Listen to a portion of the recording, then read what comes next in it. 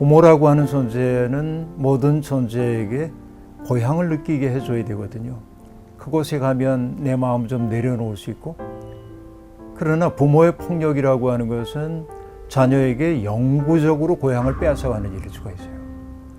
자녀들은 부모를 통해 이 세상에 오긴 하지만 궁극적으로는 더 큰 뜻으로부터 온 존재거든요.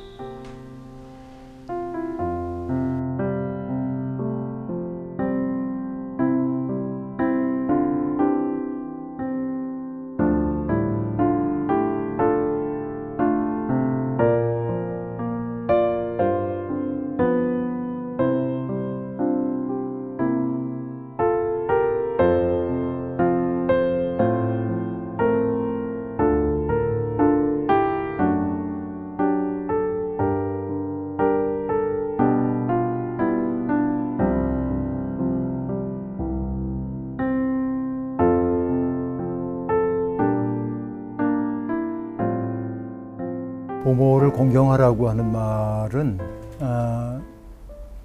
나의 생명의 뿌리가 되어줬기 때문에 그 부모를 공경하고, 그래야만 더 근원적으로 거슬러 가면 하나님도 공경할 수 있고, 그렇게 볼 수 있죠. 그러니까 세상의 제일 문제는 권위가 무너진 세상이 제일 슬픈 것 같아요. 지금은 아주 고리타분한 교훈처럼 생각될는지 모르지만은 군사부 일체 이런 말 옛날에 했거든요. 임금과 스승과 아버지는 하나다. 존중해야 된다. 그 말은 굉장히 가부장적 사회의 질서를 온전시키기 위한 말처럼 들리기도 하지만, 그 말 속에 담겨 있는 뜻은 사람은 무릎 꿇을 수 있는 대상이 있을 때 사람답게 돼요. 이 권위라고 하는 거. 그러니까 너나 나나 다 똑같지. 그리고 권위를 해체하고 났을 때 우리가 더 깊어질 수 있는 방법이 있는지. 그러니까 세상이 굉장히 속되게 이렇게 변해버리고 말았지만은, 나는 성서가 가지고 있는 이미지 보면 도피성이라는 걸 만들거든요. 6군데에 살인자, 그러니까 고의로 저지른 살인이 아니라 내가 실수로 사람을 죽였을 경우에 도피성에 가면은 끌어낼 수가 없거든요. 근데 거기에 무슨 불병거가 지키고 있기 때문에 못 들어가는 게 아니에요. 그냥 거긴 누구라도 접근할 수 있는 곳이지만은 정한 거예요. 우리가 여기만큼은 우리가 침범하지 않는 것이지. 이게 질서이죠. 금기이기도 하고. 그래서 내 마음 속에서도 어떤 그 권위라고 하는 금기 체제가 있을 때 내가 바른 사람이 될 가능성이 있는 거죠. 근데 그것을 교리화해가지고 군사부 일체래 이 녀석아 그러면서 너 아버지 말 들어야지 폭력적으로 이러는 것은 그 말에 대한 오용이라고 볼 수 있고,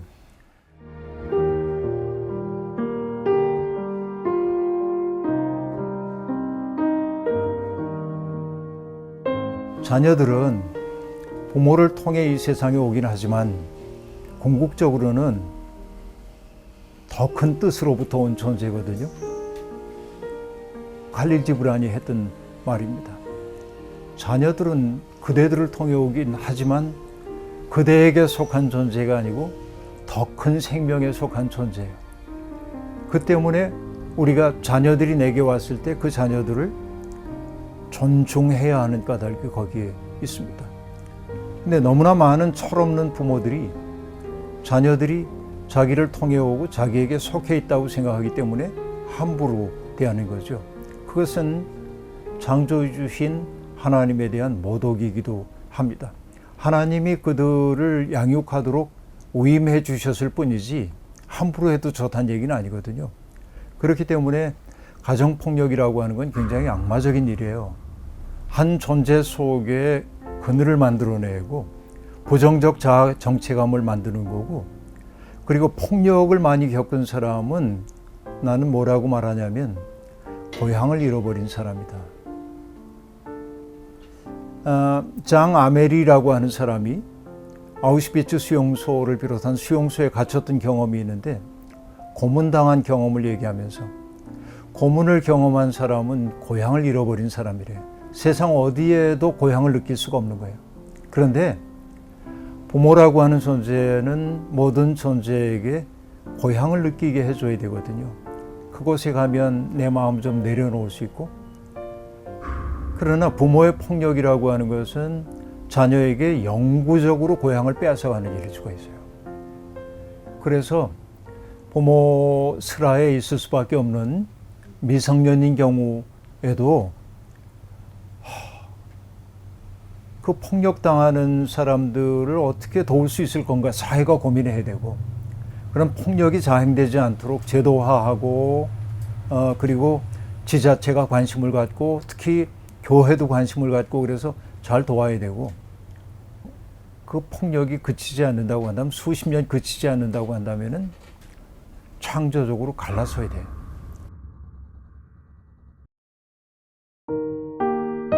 아브라함과 그 조카인 롯이 함께 지내는데 둘의 갈등은 없지만은 아브라함의 목자들과 롯의 목자들이 서로 목초지를 두고 우물을 두고 싸울 때 둘은 합의합니다. 함께 있으면 미워하는 것보다 우리 헤어져서 그리워하며 살자. 성경이 그렇게 말하지 않지만 난 그렇게 해석을 하는 거죠. 때때로 떨어져 있는 것이 피차 좋을 때가 있습니다. 그래서 폭력적인 부모를 공경해야 된다? 그것은 어떻게 보면은 현실적이지 않아요. 폭력적인 부모로부터는 떨어져 지내는 게 맞겠고, 그것 때문에 내가 공경하지 않은 것 아닌가 하고 전혀 부담을 가져야 할 이유가 없어요.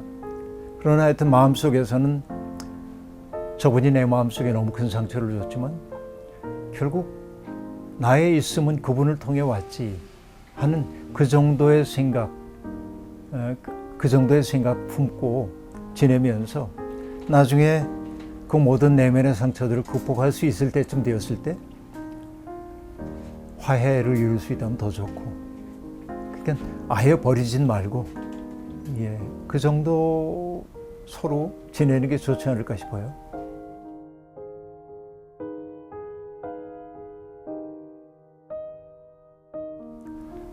폴 틸리라고 하는 신학자가 신앙을 존재의 용기라고 말하거든요. 그러니까 존재의 용기라고 하는 것은 내게 주어져 있는 삶의 여건을 내 삶으로 수용하고 그 속에서 내가 할 수 있는 일을 찾아 하는 거예요. 그러니까 누구를 원망함으로 내 인생이 새로워진다면 원망 많이 하는 게 좋죠. 그러나 원망해봤자 새로워질 게 하나도 없다고 한다면 그 원망하는 에너지를 쓰지 말고 난 내 인생 살겠다 그러고 주체적으로 달려가면 좋겠어요.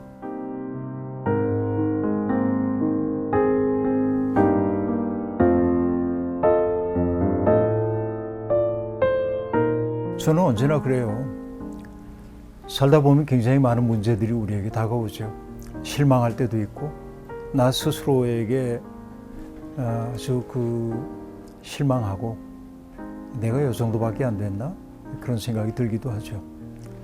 하나님 보시기에도 그럴 거예요. 그런데 저는 언제나 스스로 생각을 합니다. 많은 문제들이 있지만 그 문제보다 나는 더 크다. 왜? 나는 하나님이 주신 생명이니까.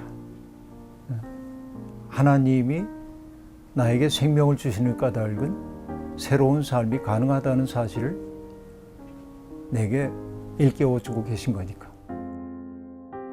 인간 존재라고 하는 것은 오늘의 그 모습 그대로가 아니라 인간 되어감이니까. 이전까지의 삶은 바꿀 수 없다고 할지라도 앞으로의 삶을 바꿀 수 있는 가능성이 내게 있으니까, 이런 생각이 들고요. 그래서 스스로를 위로한다기보다는 내 삶이라고 하는 게 하나의 기회라고 하는 거. 가슴 떨리는 삶을 살 수 있는 기회가 내게 있다. 왜냐하면 살아있다는 그 사실 자체가 이미 하나님이 우리에게 주신 기회일 수도 있거든요. 그래서 용기를 냈으면 좋겠어요.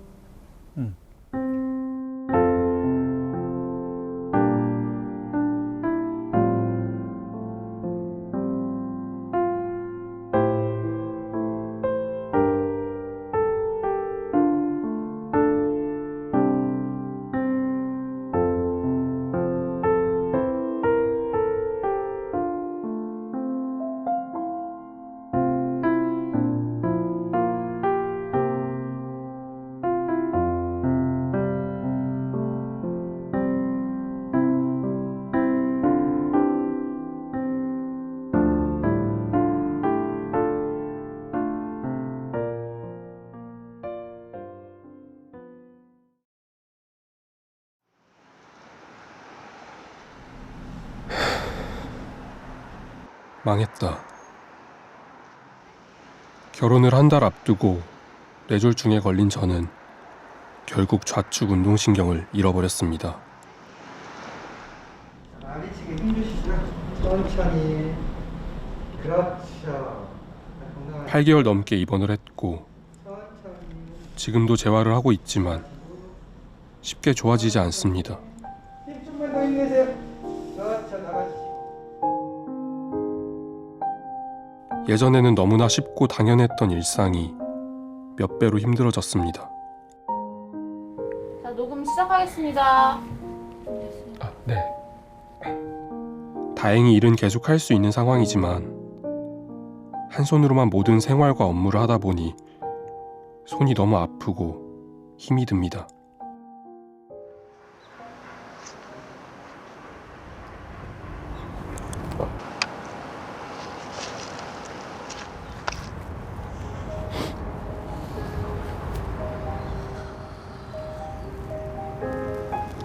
굵직한 건 어때?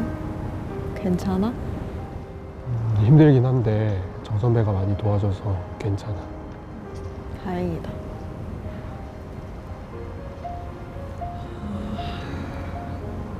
엄마가 일단 결혼 생각은 접고 오빠 재활에만 신경 쓰라고 하셨어. 그래야지.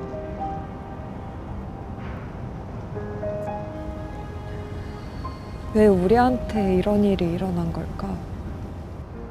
그러게. 나도 모르겠다. 상상도 못했습니다. 내가 장애인으로 살아가게 될 줄은.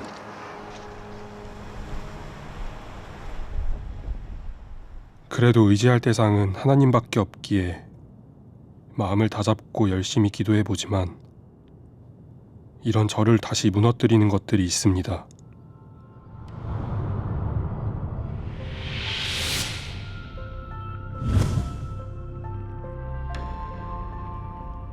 바로 불쑥불쑥 찾아오는 원망과 분노입니다. 왜 하필 나일까? 하나님이 나를 벌하신 걸까? 아님 내가 너무 교만했나?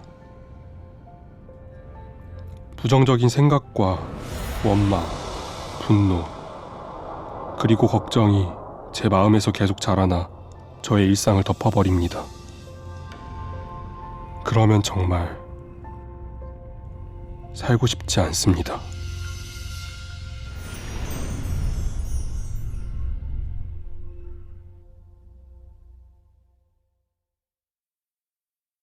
지금 하신 말씀에 대해서 제가 감히 뭐라고 조언 드릴 수 있을지 모르겠지만 혹시 마음을 넉넉하게 가져주신다면 제가 몇 가지 말씀을 드릴 수 있을 것 같습니다.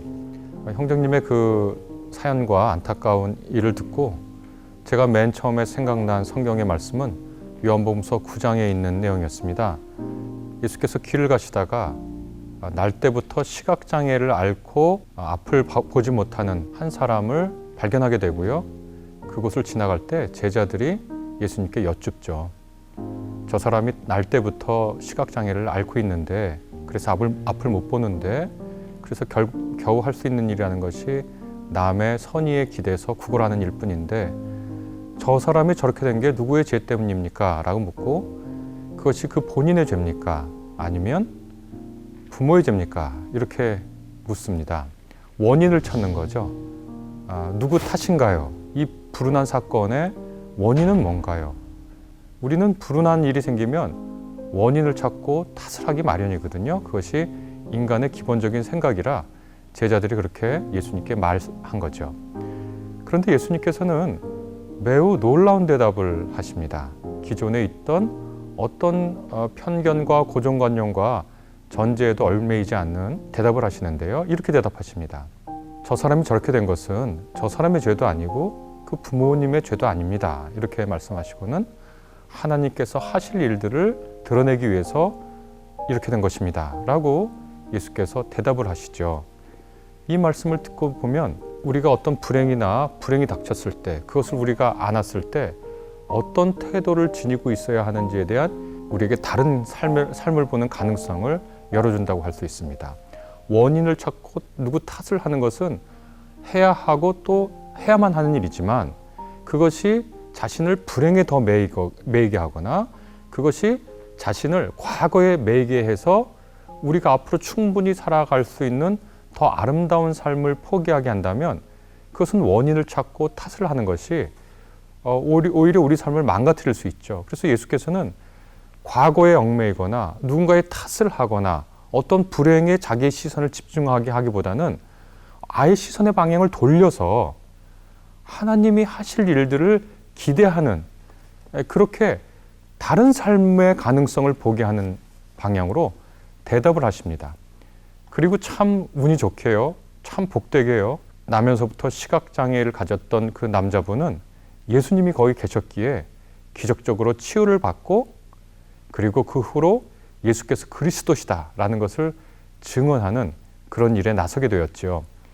그런데 오늘 접한 이 형제님의 사연을 듣고 보면 정말 예수님이 여기 옆에 계셨으면 기적을 베푸셨으면 하고 우리가 바랍니다. 그러나 그렇지 않은 상황이라면, 그렇지 못한 상황이라면 저는 예수님의 이 말씀, 하나님이 하시는 일들을 보여주시기 위함이다 라는 이 말씀을 근거해서 몇 가지 형제님에게 감히 말씀을 드릴 수 있을 것 같습니다. 첫째는요, 의학의 도움을 꾸준히 받으시면서 절대로 포기하지 마시라. 말씀을 들어보니까 어떤 더 진전이 될 수 있는지 없는지, 지금이 마지막인지, 더 개선될 여지가 있는지 없는지 제가 잘 알지 못하겠습니다. 그러나 우리가 오늘 하나님께서 우리에게 허락하시는 의학의 도움을 받아서 우리 몸을 꾸준히 돌보고 살필 의무는 있지요. 그래서 형제님도 정말 예전에는 아무렇지도 않게 일상에서 했던 그 일을 지금 하시기 너무 힘들다는 것을 제가 미루어 짐작할 수는 있지만 그래도 하나씩 이전에 일상에서 했던 일들을 하나씩 회복해 가시는 훈련을, 노력을 놓지 마시라. 포기하지 마시라. 정말 어느 날 기적적으로 조금씩 회복되는 형제님의 모습을 보면서 기뻐하시라. 스스로에게 칭찬해 주시라. 이렇게 말씀드릴 수 있을 것 같습니다. 두 번째로는요, 비교하지 마시라. 이렇게 말씀드리고 싶습니다. 예전의 자기와 굳이 비교하지 마시라. 그리고 또 특별히 이 상황에서 중요한 것은 어떤 사람이 형제님과 비슷한 질환을 알았는데 그 사람은 이렇게 해서 기적적으로 낫고 빨리빨리 낫고 그래서 온전히 자기 삶을 회복했대. 이런 얘기들이 형제님 주변에 많이 들려올 겁니다. 이제 격려한다는 취지에서 하시는 말씀이겠죠. 그런데 그분들하고도 비교하지 마시라. 형제님의 페이스를 찾으시라. 그래서 조금이라도 하나 개선되면 스스로 칭찬해 주시라. 그렇게 두 번째 말씀드릴 수 있을 것 같습니다. 세 번째, 마음을 어떤 말을 들을 때 너무 섭섭하게 생각하지 마시라. 우리가 기분에 따라서요, 기분이 좋을 때는 좀 심한 말도 그냥 흘려 듣고요, 기분이 안 좋을 때는 작은 말도 그렇게 상처가 되잖아요. 우리가 살면서 다 압니다. 우리가 불행에 처해 있거나 어려움에 처해 있으면 참 작은 말도 날카로운 비수처럼 가슴에 꽂혀서 그게 하루 이틀 가는 게 아니죠. 우리가 그거 다 알고 있습니다. 그래서 하실 수 있으면 누군가 이러저러한 말로 형제님 가슴에 상처를 줄 때 그 말에 너무 연연하지 마시라. 그렇게 이제 말씀드릴 수 있습니다. 그 다음에는요, 동굴에 갇히지 마시라. 광장으로 나오시라. 이렇게 감히 말씀을 좀 드리고 싶은데요. 교회에 형제님을 지지하는 장로님, 권사님, 목사님, 전도사님 계십니다. 그분들이 형제님께서 장애를 얻기 전이나 후나 다른 사람으로 대하지 않으십니다. 오히려 더 배려를 하시려고 노력할 거예요. 그 사람들 사이의 연대, 교회에서 나누는 형제의, 교인들 사이에서 나눴던 그 성도 간의 교제 매우 중요하고 언제든지 선의로 형제님을 지지해주고 싶어 하실 겁니다. 그러니까 동굴로 들어가지 마시고 나오시라. 이렇게 말씀드리고 싶습니다. 또 마지막으로요. 하나님을 잃지 마시라. 이렇게 권면해드리고 싶습니다. 지금 불행을 당하고 아픈 상처가 있고 또 회복되지 못할 것 같은 그 절망 속에서 하나님께 원망하죠. 제가 감히 말씀드린다면 형제님은 그럴 자격이 있습니다. 하나님과 싸우실, 하나님에게 대드실 자격이 있습니다. 제가 아는 한 분은 불의의 사고로 자기 아들을 잃고 설거지하면서 매일 하나님과 싸우셨다 하더라고요. 형제님도 하나님과 싸우실 자격이 있습니다. 그러나 하나님을 떠나지는 마십시오. 이 상황이 하나님도 잃게 할 수 있거든요. 하나님하고 싸우십시오. 그러나 하나님을 떠나지는 마십시오. 제가 이런 얘기를 하나 해볼까요?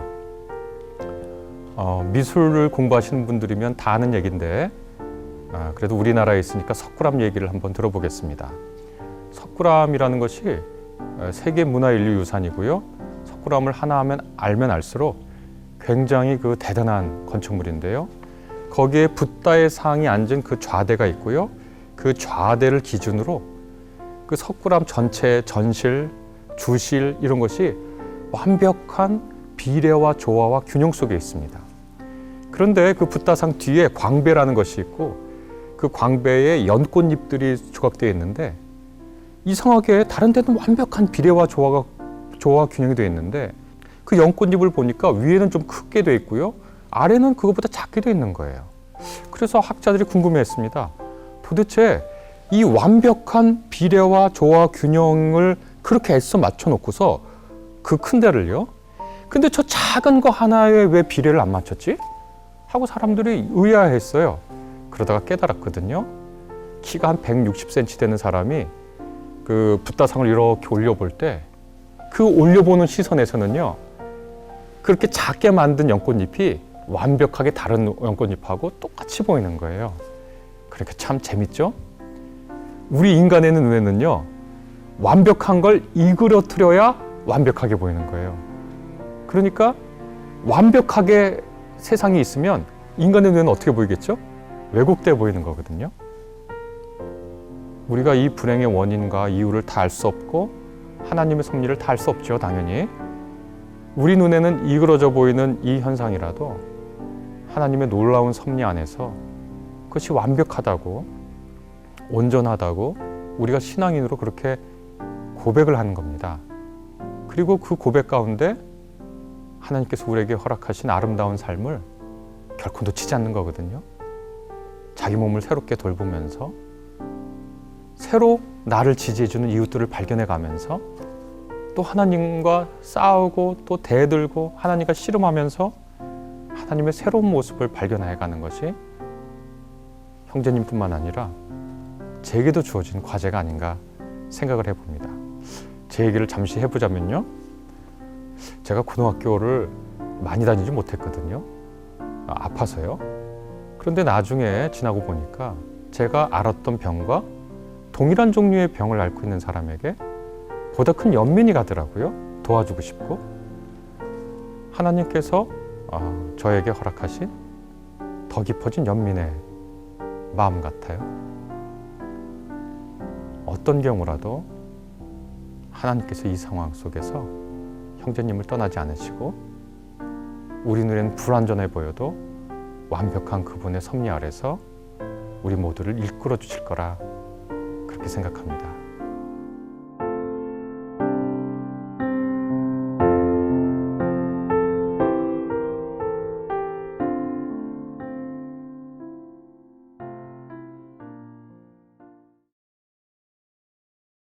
하나님이 나를 이렇게 지었다는 말은 자기 편견이죠. 하나님 그렇게 안 만들었어. 하나님 우리 우울하게 만든 적도 없고. 그런데 이런저런 삶의 여건 속에서 나도 모르게 생각하는 습관, 나를 바라보는 습관이 그렇게 형성되었을 뿐이죠. 그러니까 이건 운명적인 부분이 아니에요. 그러니까 노력해야 돼.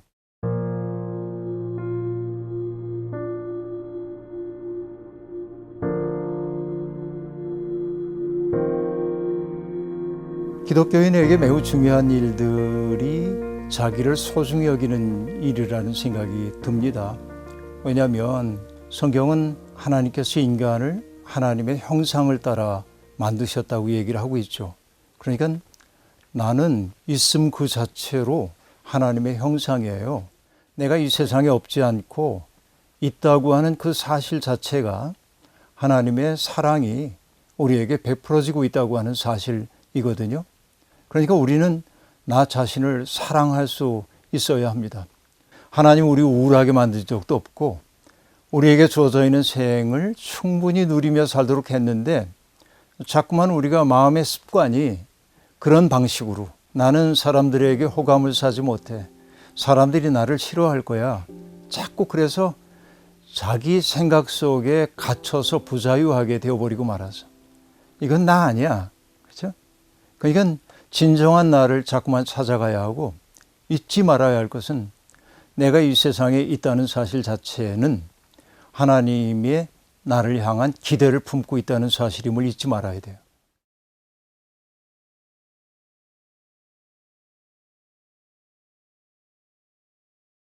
문제는 나 자신을 하나님보다 더 사랑할까 봐 무섭다고 얘기를 했는데 그때 나는 하나님의 형상대로 지음받은 나라기보다는 이런저런 욕망에 의해 휘둘리고 있는 나일 거예요. 그러니까 그 나를 욕망으로 얘기한다면 나의 욕망을 하나님보다 더 귀히 여긴다면 이것이 하나님이 왜 슬퍼하냐면 내 인생이 참된 행복을 누릴 수가 없기 때문에 그런지도 모릅니다. 욕망이라고 하는 것은요, 독점을 지향해요. 그러니까 남의 사정 잘 보지 않고 내가 결핍된 부분을 채워가고 싶은 게 욕망이죠. 그러다 보니까 욕망은 경쟁을 해야 하고 욕망 속에 잠겨 있는 사람들은 경쟁 때문에 외로워요. 그러니까 나 자신을 사랑한다고 하는 그 자체가 나를 외롭게 만드는 일이기도 합니다. 내가 외로워지면 나의 주변 세계가 내게 적대적인 것처럼 보일 수도 있거든요. 그것 자체가 우리의 인생을 너무나 어렵게 만들죠.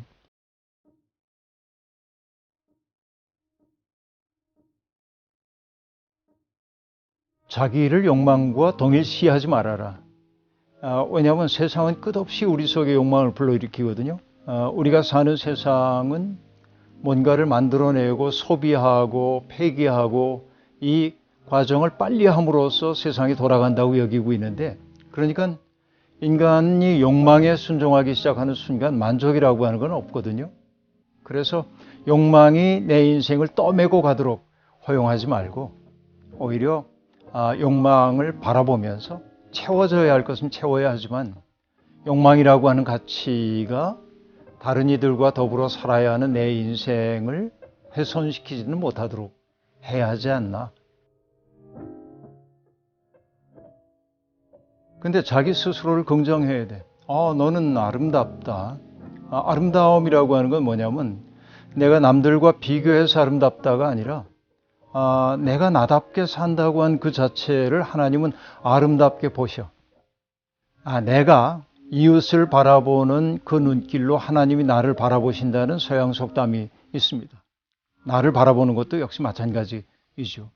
그러니까 자기 스스로의 생이 긍정이 안 된다고 얘기를 하고 있는데 그러나 멋지게 주어져 있는 그 생을 허비하지 않기 위해서는 조금은 좀 당당해질 필요가 있다.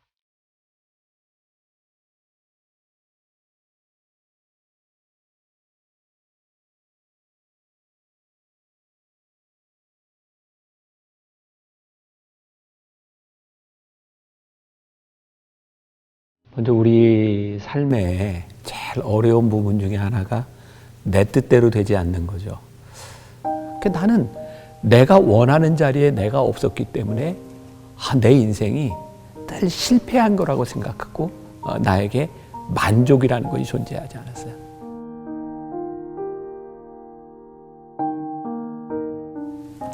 참 기도 많이 했어요. 하나님 고쳐주세요. 고쳐주세요. 근데 하나님이 그렇게 고쳐주시지 않더라고요. 물음이 생겼어요. 왜 왜?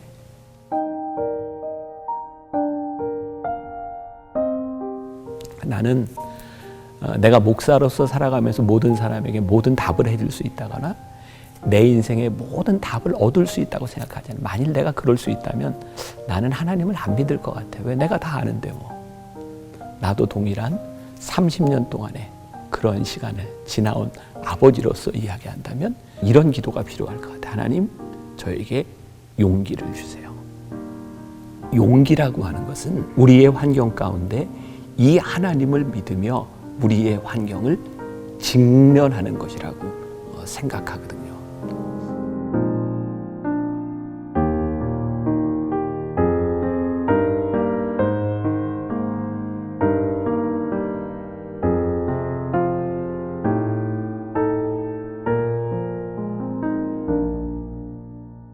먼저 우리 삶의 제일 어려운 부분 중에 하나가 내 뜻대로 되지 않는 거죠.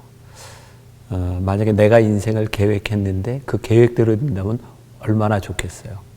근데 우리의 인생을 가만히 보면 어그러진 일들을 경험하는 일이 훨씬 많거든요. 그래서 우리들의 인생을 대하는 굉장히 중요한 태도 가운데 하나는 내가 원했던 일이 어떻게 이루어지는가 보다는 내가 원하지 않던 일들을 내가 어떻게 내 삶에서 해석해내는가. 사실은 사건보다 해석이 훨씬 중요한 거죠. 근데 우리는 하나님을 믿는 사람이잖아요. 그러니까 우리들에게 어떤 일이 일어났을 때 하나님, 제가 이해가 되지 않아요. 여기까지 끝나는 것이 아니라 하나님, 왜 나에게 이런 일을 허락하셨나요?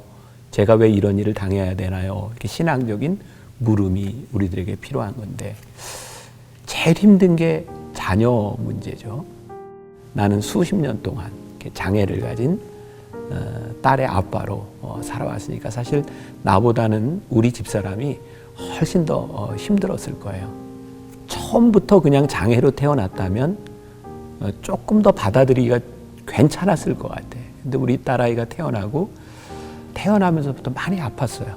병원에 입원을 해야 됐고 신생아 중환자실에서 살 수 없다는 그런 가능성에 대한 이야기도 들었고, 근데 진짜 기도하고 우리 딸아이 피를 이렇게 교환 수혈이라 그래서 70% 이상 다 바꿔주고 그 인펙션 감염된 게 나가면 사는 거고 아니면 죽는 거다. 그런 상황 가운데서 하나님이 살려주셨어요. 야, 이거 하나님 살려주셨구나.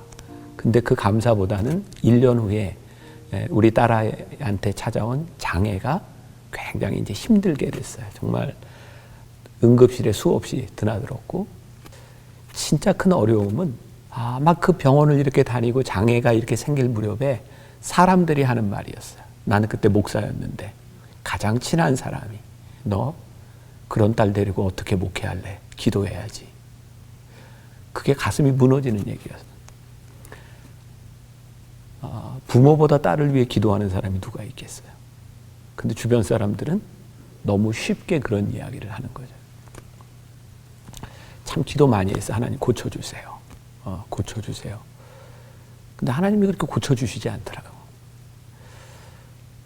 물음이 생겼어요. 왜? 그리고 나는 이제 그때 장애를 가진 딸을 데리고 미국으로 이제 유학을 가게 됐고, 그 미국이라고 하는 사회가 지금 우리나라하고는 많이 다르게 한 30년 전 그 미국 사회는 정말 우리나라에서 경험해 보지 못한 일, 그러니까 장애를 가진 아이를 이렇게 잘 돌봐줄 수 있구나. 그래서 우리 딸아이는 내가 미국에서 공부하는 5년 동안 진짜 행복하게 장애를 가지고 살았어요. 이제 한국으로 돌아와서 한국 학교에 들어가게 됐을 때 그때부터 우리 딸 아이가 많이 힘들어지기 시작했죠. 제일 힘든 건 장애로 인해서 친구들에게 왕따를 당하는 일이었고, 그리고 그 사실을 부모인 우리가 모르고 있었고 나중에 이제 그 일을 이제 알게 됐고, 그때 내가 가졌던 반응은 이 사회를 떠나야 되겠다. 내가 장애를 가진 이 딸을 데리고 여기서 살 수 없겠다. 이제 그런 상황이었어요. 그러니까 그 질문을 한 그 분의 마음을 나는 어느 정도 이해를 할 수 있을 것 같아요. 근데 우리 딸의 장애 문제가 해결되지는 않았는데 그 장애를 통해서 하나님이 나를 바꾸어 가시는 일이 있었어요. 나는 그때까지 인생을 살아가는 방법, 사람은 노력하면 돼. 노력하면 뭐든지 할 수 있어. 사실 그게 내가 살아온 방식이었어요. 나는 노는 거 굉장히 좋아하는 사람이었는데 열심히 놀다가도 공부해야 되겠다. 맘먹고 공부하면 내가 이루려고 하는 일정 부분을 이룰 수 있었고. 그러니까 사람은 노력하면 돼. 그런데 우리 딸 아이는 지적 장애를 가지고 있어요. 그것도 태어날 때부터 장애를 가진 게 아니라 약 부작용으로 의해서 후천적으로 찾아온 일이었어요. 그러니까 너무 억울한 거지. 그러면서 깨닫게 된 게 뭐냐면, 세상에는 노력한다고 다 되는 게 아니구나. 특히 이제 내 딸아이 같은 경우에는 누군가 옆에서 도와주고 누군가 특별한 관심을 보여주지 않으면 안 되는 거구나. 그래서 나를 바꾸셨다고 하는 거는 그때부터 내가 이제 만나교회 목사로서 목회를 하는데, 나는 그전까지 굉장히 엘리트 중심적으로 예수를 믿으면 이렇게 잘 돼야 돼요. 노력하면 되는 거예요. 그런 목회를 하고 있었다면 우리 딸을 통해서 누군가 도와주지 않으면 안 되는 사람들이 눈에 들어오기 시작했고, 교회가 해야 되는 일들이 세상에서 잘 나가는 사람들을 위해서가 아니라 누군가 도움이 필요한 사람들을 위해서 우리들이 해야 되는 일이 있구나. 그런 것들을 깨닫게 됐죠. 특히 제가 이제 미국에서 이제 공부할 때, 제가 콜럼버스 오하이오라고 하는 곳에 있었는데 거기는 소위 성공한 한국 사람들이 많았어요. 메디컬 닥터 아니면 PhD. 교회를 가보니까 자식 자랑하는 사람이 그렇게 많더라고. 우리 애가 하버드 갔어요. 예일 갔어요. 프린스턴 갔어요. 나는 그래서 이민 온 한국 세대의 많은 사람들이 다 그렇게 자식이 잘 됐는지 알았어요. 근데 교육 목사를 하면서 깊이 들어가 보니까 자식 때문에 아파하고 자식 때문에 힘들어하는 사람은 교회에서 자식 얘기를 하나도 못하고 있더라고. 내 딸을 통해서 그 사람들을 보게 하셨어요. 여기에서 나는 우리 딸을 통해서 하나님이 나에게 세상을 다르게 보게 하시고 내 목회를 바꾸어 주셨다고 하는 것에서 나는 하나님의 그런 뜻이 있구나. 그런데 나에게 해결되지 않는 문제가 있는 거예요. 하나님, 그런데요, 내 딸을 통해서 하나님이 내 생각을 바꾸어 주셨는데 내 딸이 당하는 고통, 아픔에 관한 것은 어떻게 해석을 해야 되나요? 이 부분에 대한 내가 답이 없어요. 그런데 30년을 이렇게 지나오면서 30년이 아니라 벌써 이제 한 33년 이런 시간들을 지나오면서 우리 집사람하고 나의 큰 걱정은 이제 그런 거였어요. 우리 딸보다 우리가 먼저 죽을 텐데 우리 죽고 나면 우리 딸 어떡하나. 근데 진짜 기적과 같은 일이 일어났죠. 몇 년 전에 우리 딸이 결혼을 했는데 아무도 결혼을 하려고 생각을 하지 않았어요. 그런 장애를 가지고 있었기 때문에. 근데 정말 이야기가 길지만 우리 사위를 만나게 되고 그 짧은 과정 가운데서 둘이 결혼하겠다고 하고 그리고 시댁의 허락을 받고 이제 결혼을 했어요. 여기까지 해피엔딩. 그런데 나는 우리 딸이 이렇게 결혼하고 행복해지면 다 끝날 줄 알았는데 장애를 가지고 있는 딸을 그대로 받아들이고 결혼한 사위가 장애를 가진 딸하고 살아가는 게 쉽지 않았어요. 그때부터 어려움이 또 시작이 됐어요. 하나님, 이쯤이면 될 줄 알았는데 하나님 왜? 그래서 나는 우리 딸하고 사이가 못 살지도 모르겠구나. 다시 내가 평생을 데리고 살아야 될지도 모르겠구나. 그랬는데 또 그 과정이 지나가서 요즘 또 둘이 너무 행복하게 잘 살고 있어요. 우리의 삶에는 우리가 이해할 수 없는 부분들, 나에게 이렇게 납득이 되지 않는 부분들을 우리는 비극이라고 이야기할 때가 많이 있어요. 그런데 사실 내가 이해하지 못하고 내가 원하는 대로 되지 않는다고 내 인생을 비극이라고 이야기한다면 우리의 인생은 처음부터 끝까지 비극일 것 같다라는 생각이 들어요. 나는 지금 그 아픔을 가지고 힘겹게 지나가고 있는 이 분에게 딱 맞는 답을 드릴 수 없어요. 그러나 한 가지 분명한 것은 그 일을 통하여 하나님이 내 인생에 계획하고 계심을 깨닫게 되는 때가 있고 힘겹지만 그것을 우리들이 받아들이는 때가 있어요. 그런데 거기서 끝나면 좋은데 거기서 또 끝나지 않아요. 또 많은 시간들이 내 뜻대로 흘러가지 않는 삶의 시간들을 우리들이 많이 경험하게 되는 거죠.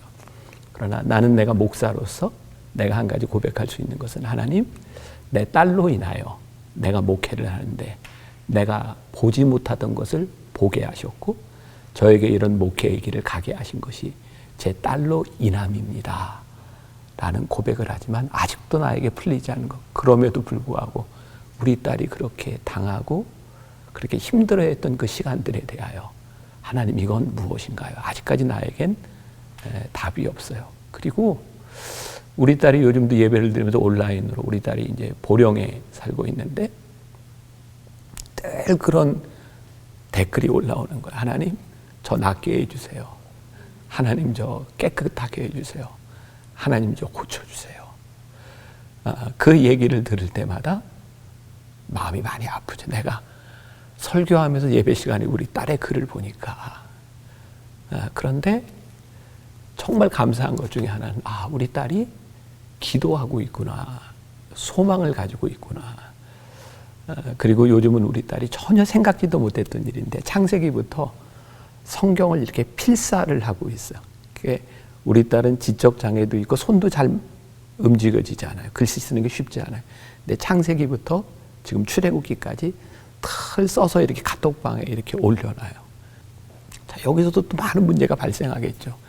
목사님 아이의 장애는 거기까지지만 더 심할 수도 있고 덜 할 수도 있고 우리들에게는 이해할 수 없는 인생의 문제들은 여전히 많이 있지만 그 문제를 놓고 우리들이 하나님 앞에 대면하고 답을 얻고 그리고 우리 인생을 인도하시는 하나님의 그 인도하심을 깨달아가는 것이 신앙의 여정이라고 생각해요. 그리고 이 인생의 여정이라고 하는 것은 모두에게 동일하지 않다는 거예요. 누군가는 더 험한 길을 가야 될 때도 있고 누군가는 조금 더 편안한 길을 가야 될 때도 있고 저는 뭐 그분에게 하나님 앞에 진지하게 이 문제를 놓고 좀 마주서야 되는 용기가 필요하지 않겠는가. 용기라고 하는 것은 나는 삶을 직면하는 것이라고 생각해요. 그럼 용기 없는 사람은 삶을 직면하지 않고 삶을 회피하겠죠. 내가 성경에 굉장히 좋아하는 인물 가운데 하나가 요셉이라는 사람이거든요. 그 요셉에 대해서 이렇게 수식어처럼 하나 따라다니는 게 있어요. 그게 뭐냐면 형통한 자라는 거거든요. 근데 사실 요셉의 인생을 보면 형통하다고 말하기에는 참 어려운 부분이 많죠. 왜냐하면 요셉을 우리들이 생각하는 그의 인생은 팔리는 인생이었잖아요. 그러니까 어린 시절에 자기 잘못도 아니야. 꿈꾸는 사람이었고 좋은 꿈을 꾸고 형들에게 이야기했는데 그것 때문에 미움을 받아서 팔려가요. 이렇게 팔려간다고 하는 게 어떤 의미일까요? 그 말은 내 의지대로 되지 않고 누군가에 의해서 그냥 이렇게 내버려진 팔려진 인생이었다는 거죠. 아마 우리가 내 계획대로 되지 않는 내 인생의 뜻대로 되지 않는 일들을 바라보면서 이런 감정일 것 같다. 내 인생이 팔려진 인생, 내 마음대로 되지 않는 그런 인생. 그런데 그 요셉에게 꼭 어떤 수식어가 붙어 있냐면 형통한 자라는 수식어가 붙어 있는 거예요. 이 형통한 자라고 하는 말이 그 영어 성경에 보면 prosper, P-R-O-P-E-R 이라는 말을 쓰고 있거든요. 이게 무슨 의미냐면 앞길이 열려 있다. 그런 말이에요. 놀랍게도 요셉은 팔리는 인생, 자기 뜻대로 되지 않는 인생이었는데 그를 수식하는 말은 전부 앞길이 열려 있다라고 되어 있어요. 그러니까 우리들이 흔히 이야기하는 이 성공한 인생이라고 하는 것, 그것은 소위 성경에서 이야기하는 내 마음대로 내 인생을 결정하고 내가 원하는 대로 된 것이 아니라 팔리는 인생이었지만 그 가운데서 하나님의 계획이 있는 인생을 산 사람을 우리들이 흔히 이야기하는 성공적인 인생이라고 이야기를 해요. 혹시 요즘 그 드라마 프로그램이 하나 있는데 혹시 뭔지 아시나 모르겠다. DP.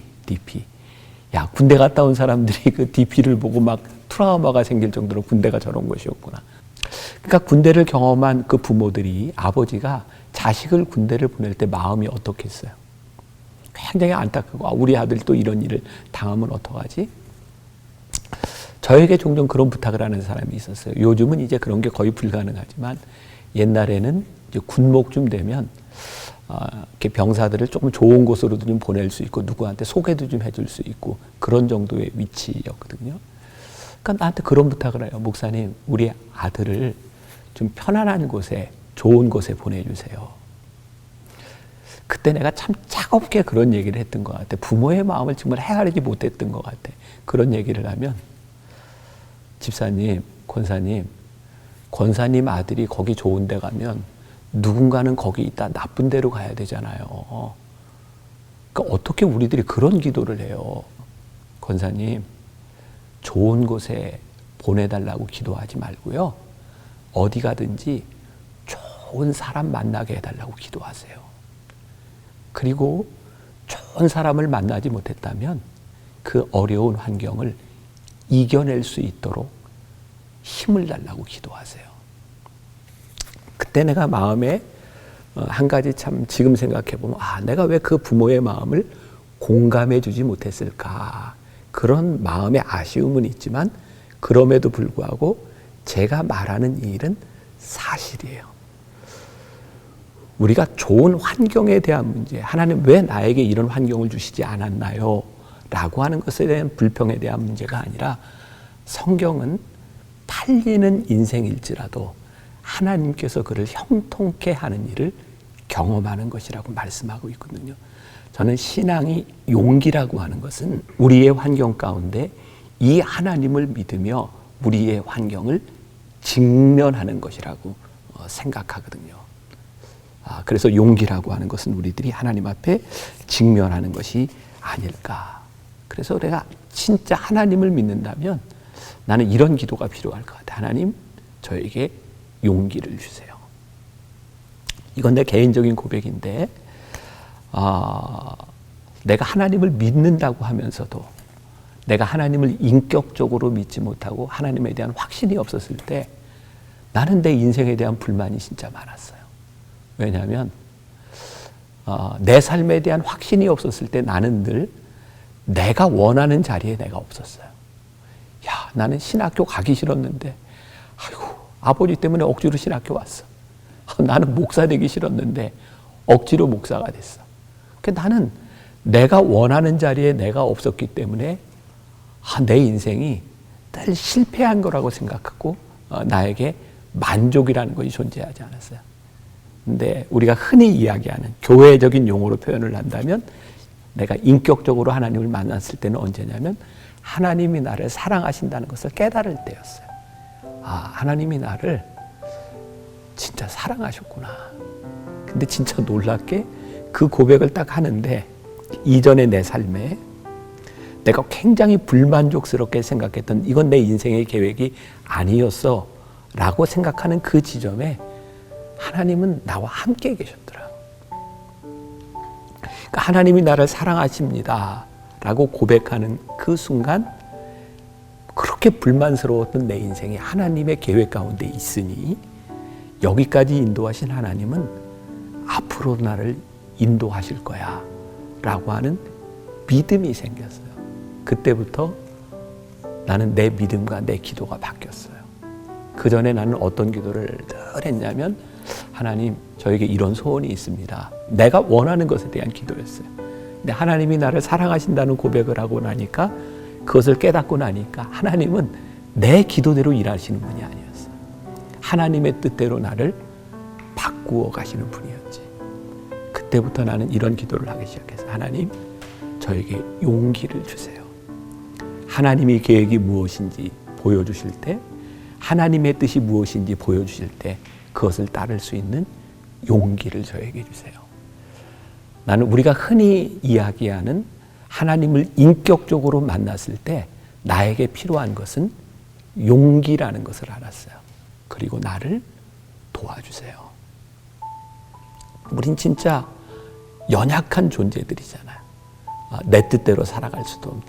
그리고 하나님 나를 도와주세요. 그때 나는 하나님 도와주세요라고 하는 이 가장 연약한 말이 가장 용기 있는 말이라고 생각하거든요. 하나님 나를 도와주세요라고 하는 말은 하나님 내 인생을 인도해 가시는 하나님의 계획 속에 내가 뛰어 들어가겠습니다. 하나님 나를 도와주세요. 나를 붙잡아 주세요. 라고 하는 말이니까. 그래서 그런 면에서 우리가 용기를 가지고 마주한다고 하는 것을 이해했으면 좋겠고, 자, 요셉에 대한 이야기를 조금 더 해볼게요. 요즘 우리가 흔히 쓰는 표현 중에 주식 널뛰기 한다 이런 얘기 하잖아요. 막 올라갔다 내려갔다 주식이 널뛰기 하는 거. 마치 우리 인생이 주식의 상한가를 기록했던 때도 있고 하한가를 기록했던 때도 있고, 어떤 인생에 우리 굴곡이 참 많이 있어요. 저는 뭐 그걸 업 앤 다운이라고 표현을 하는데, 이 세상을 살고 있는 사람 중에 누구도 인생의 업 앤 다운을 경험하지 않는 사람이 없어요. 요셉의 이야기로 들어가면 요셉은 금수저였잖아요. 아버지의 사랑을 듬뿍 받고 하나님이 주시는 꿈과 비전도 가지고, 근데 그거 이야기했다가 어느 날 확 떨어져서 노예 생활로 가요. 노예 생활을 하다가 하나님이 거기서 그를 형통케 해주시는데 그 보디발 장군의 집에서 인정을 받아요. 노예 중에 최고가 돼요. 그런데 또 갑자기 그 자리에서 믿음을 지키고 살아가겠다고 하다가 보디발 장군의 아내의 유혹을 뿌리쳤다가 감옥에 또 갇혀요. 그의 인생이 나락으로 떨어져요. 근데 요셉은 거기에서도 또 형통함을 경험해요. 최선을 다해 살아가고 간수장의 인정을 받고, 그리고 거기에 갇혔던 사람의 왕의 신하의 꿈을 해몽해주고, 그런데 또 2년 동안 잊혀진 삶을 살아가요. 근데 정말 놀랍게도 하나님께서 2년 후에 퍼펙트한 타이밍에 요셉으로 하여금 그 애굽 왕의 꿈을 해석하게 하죠. 또 총리가 돼요. 자, 우리는 요셉이라고 하는 어떤 한 인물의 총리가 된 그 결과에 우리들이 치중할지 모르지만, 사실은 그의 인생이 중요한 것은 총리가 아니었어요. 그의 삶의 업 앤 다운에 늘 함께 하셨던 하나님이었죠. 그 유명한 창세기 50장 20절에 보면 요셉의 놀라운 고백이 있죠.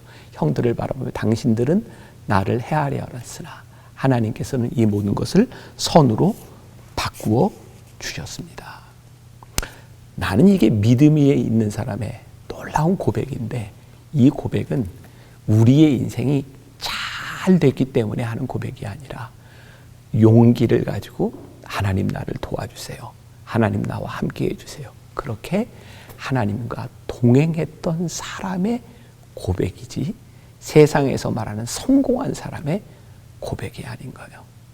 그래서 오늘 제가 질문을 해주신 그분에게 이 말이 어쩌면 뭐 더 큰 상처, 더 아픔을 줄지도 모르겠지만, 나도 동일한 30년 동안의 그런 시간을 지나온 아버지로서 이야기한다면 지금 상황을 용기를 가지고 하나님 앞에 믿음으로 직면해 보았으면 좋겠다. 이런 권면을 드리고 싶네요.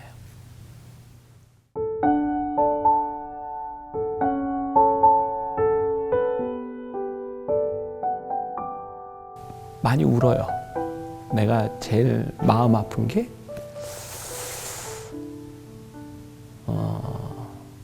우리 딸이 이렇게 이제 장애를 가지고 있는데, 내가 이렇게 표면적으로는 우리 딸이 장애가 있어. 근데 이게 마음으로 받아들여지질 않는 거예요. 그러니까 부모의 마음은 더 좋아질 수 있을 텐데, 더 노력하면 될 텐데. 그러니까 장애가 있다고 하는 판정을 받았음에도 불구하고 내 마음은 늘 이렇게 소망으로 가득 차 있어요. 그러다 보니까 우리 딸이 장애를 가지고 하는 행동들이 내 안에 잘 납득이 안 돼. 그래서 때로 강압적으로, 그게 미안해서 많이 울었어요. 하나님, 내가 왜 우리 딸 아이가 힘들고 아픈 것을 그때 내가 왜 마음으로 받아들여지지 못했을까요? 그리고 여전히 내 속에는 해결되지 못한 그 문제인데 뭐냐면 우리 딸을 통해서 하나님 나를 진짜 복된 길로 인도해 주셨어요. 근데 내가 해결되지 않는 건 하나님 그건 제가 알겠는데요. 우리 딸이 힘들어하는 건 내가 해결이 안 돼요. 근데 그 부분은 또 우리 딸의 몫이고 하나님의 몫이 내가 단지 이해하지 못하는 부분들이 있다. 나는 내가 목사로서 살아가면서 모든 사람에게 모든 답을 해줄 수 있다거나 내 인생의 모든 답을 얻을 수 있다고 생각하지 않아요. 만일 내가 그럴 수 있다면 나는 하나님을 안 믿을 것 같아요. 왜? 내가 다 아는데 뭐. 그래서 끊임없이 나에게 이 부족한 부분들이, 나에게 해결되지 않는 부분들이 여전히 나에게 믿음이 필요하고 여전히 나에게 용기가 필요하고 여전히 하나님을 의지할 수밖에 없고, 그래서 난 사도 바울을 참 많이 이해하는 게 내 약함이 강함입니다 라고 고백했던 것. 사도 바울이 그래서 그런 고백을 했구나. 만일에 사도 바울에게 육신의 가시와 연약함이 없었더라면 하나님을 의지하지 아니하고 그가 마지막에 하나님을 떠날 수도 있었겠구나. 우리의 인생에 이해할 수 없는 약한 부분들과 우리의 인생의 고민들이 이것이 강함이군요. 이것 때문에 우리들이 하나님을 의지할 수밖에 없었군요. 사실은 우리가 이해하지 못하는 그것들이 우리를 믿음의 끈으로 이어주고 우리를 하나님께 붙들도록 만들어주는 것이 아닐까. 이게 이제 믿음의 역설일 것 같아요.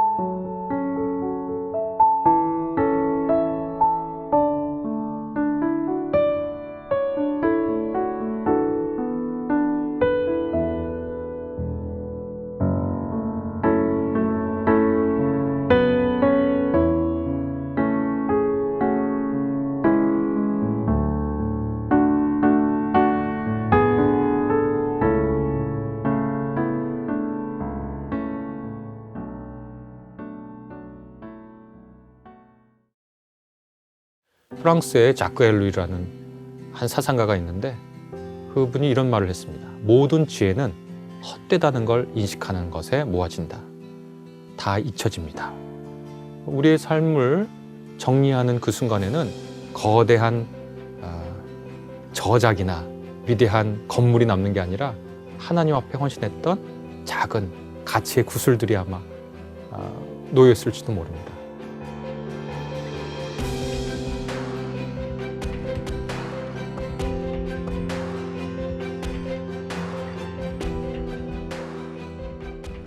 그거는 굉장히 오래된 질문이고 아마 어떤 무리나 공동체, 사회를 만들어 살면서부터 나왔던 질문 같아요.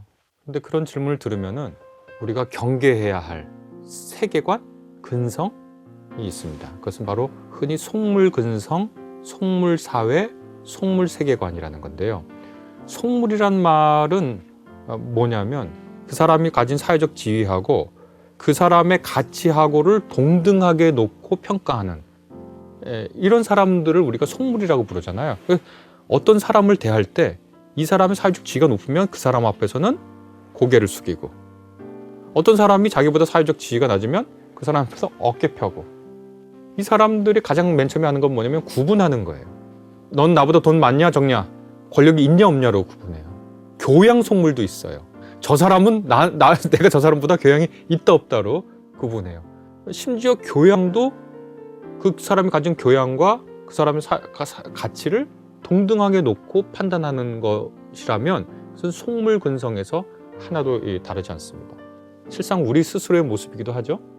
이런 속물들의 가장 큰 특징은 뭐냐면 비교하고 구분해서 차별을 만드는 거예요. 그 다음에 비교하고 구분하고 차별을 한 것을 하나의 위계 질서처럼 만들어서 이 안에서 사는 거예요.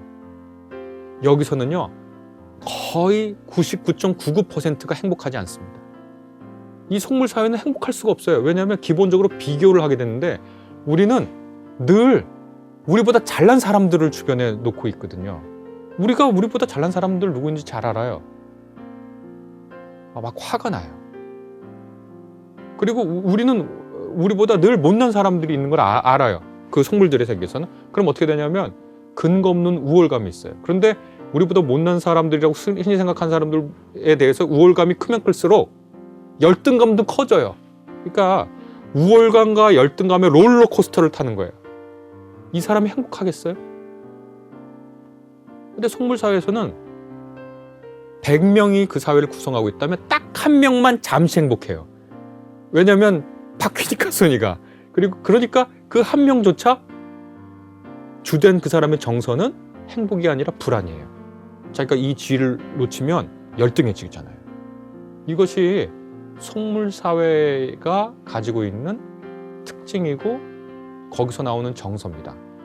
그래서 제가 맨 처음에 주셨던 질문이 있지만 우리가 그 질문을 생각할 때 우리가 잘하고자 하는 그 사회가 혹은 내 속에 속물근성 혹은 속물사회 속에서 내가 성공하고자 하는 것은 아닌가 하고 첫 번째 되돌아봐야 합니다. 그래서 그러면 기독교인들이 이 사회를 앞에 두고 속물근성을 앞에 두고 취해야 할 태도가 뭐가 있느냐? 그 두 가지로 요약할 수 있습니다. 첫째는 뭐냐면 가치를 생각하는 거예요. 속물들은 뭘 추구합니까? 높은 지위를 추구하는 거예요. 어떤 사람이 공부를 한다. 근데 이 사람이 속물이다. 그럼 뭐죠? 이 사람은 정말 진리를 밝히고 남들이 모르는 것을 발견해서 자기와 인류와 생태계에 보탬을 주려고 하는 게 아니에요. 이 사람은 과학자 중에 넘버1이 되고 싶은 거예요. 이 사람들이 원하는 건 딱 하나예요. 높은 사회적 지위, 그거 하나예요. 그러나 기독교인들이 이 사회에서 할 수 있는 건 첫 번째 건 뭐냐면 가치 그 자체로 좋은 것을 추구하려고 노력하는 것이 기독교인의 자세라는 거. 노동을 통해서 나와 내 주변을 아름답게 하고 풍요롭게 한다는 가치 자체는 헌신이에요. 아름다움 그 자체에 대한 헌신이에요. 그러니까 속물사회를 앞에 두고 우리가 취해야 될 건 뭐냐면 우리가 가치에 그 자체로 값어치 있는 것에 헌신하고자 하느냐 아니면 우리가 원하는 게 사회적 지위냐 이걸 헷갈리지 말아야 된다. 우리 스스로 그렇게 생각하고 다른 사람도 그런 눈으로 봐줄 수 있는 능력을 갖추는 게 속물사회에서 우리가 휩쓸려 다니지 않고 살 수 있는 첫 번째 겁니다. 속물사회에 휩쓸리지 말아야 하는 이유는 뭐냐? 불행해져요. 모두 다 불행해집니다. 우리나라의 속물사회의 근성이 제일 잘 나타나는 것 중에 하나가 대학 서열화잖아요. 행복한 사람 누구 있어요? 아주 소수의 몇 명만 있어요. 근데 걔네들도 행복할까요? 속물사회에서? 아니에요. 어느 법대가 최고예요. 그 법대 들어가면 그 사람도 다 행복해요? 아니에요. 거기서 1등 안 하는 학생은 불행해요. 나는 왜 수석을 못했지? 그 1등으로 수석으로 들어오는 행복할까요? 아니에요. 사법고시에 맨 먼저 제일 어린 나이에 합격하지 않으면 불안해요. 그리고 불행해요. 이런 세상에서 살지 말자고요.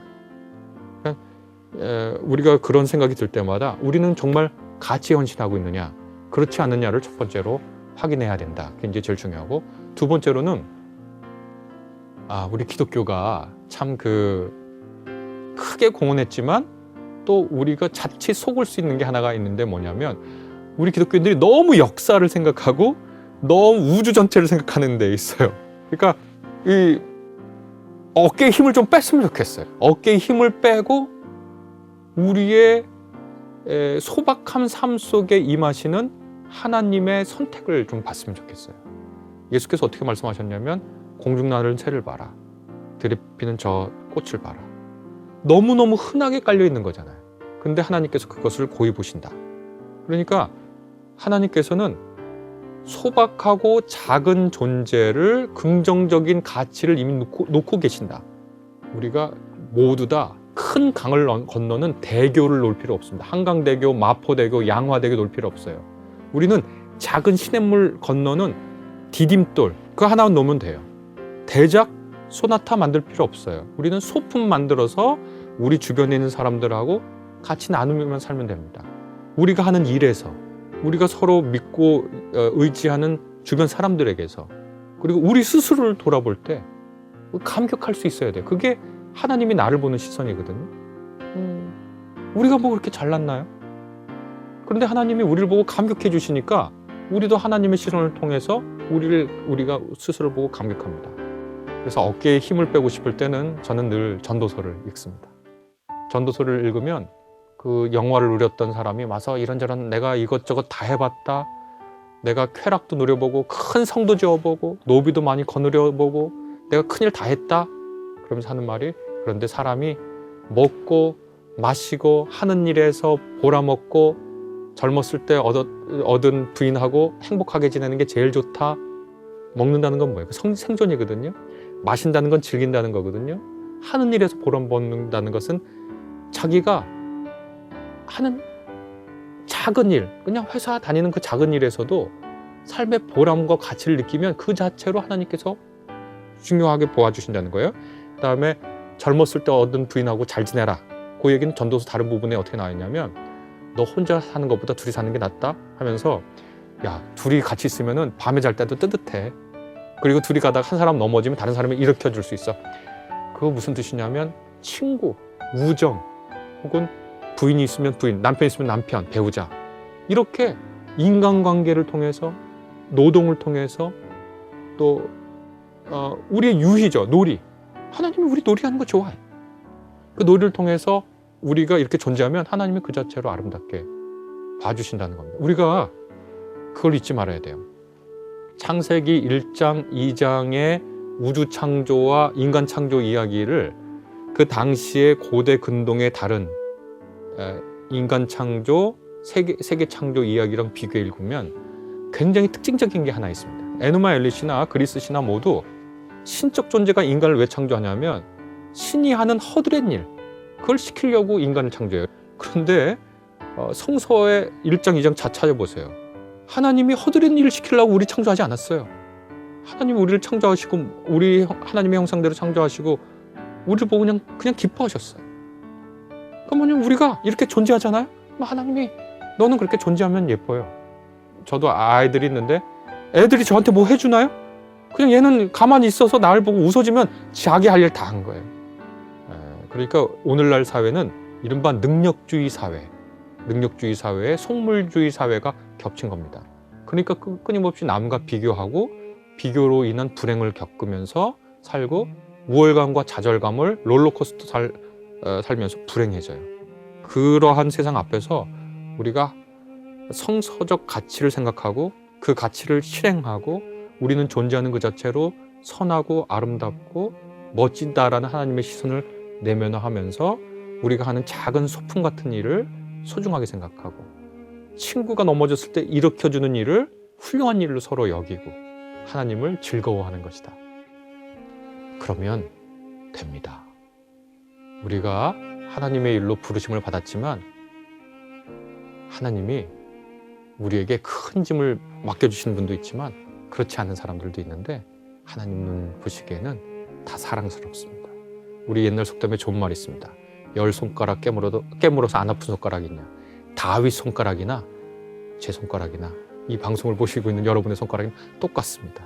하나님은 다윗 손가락을 깨물어도 아픈 만큼 우리 손가락, 우리로 상징될 수 있는 손가락 깨무셔도 아프십니다. 우리가 그렇게 가치 있다는 거 생각하고 능력주의와 속물주의가 팽배한 세상에서 주눅들지 말고 슬퍼하지 말고 좌절하지 말고 꿋꿋하게 살아갔으면 좋겠습니다.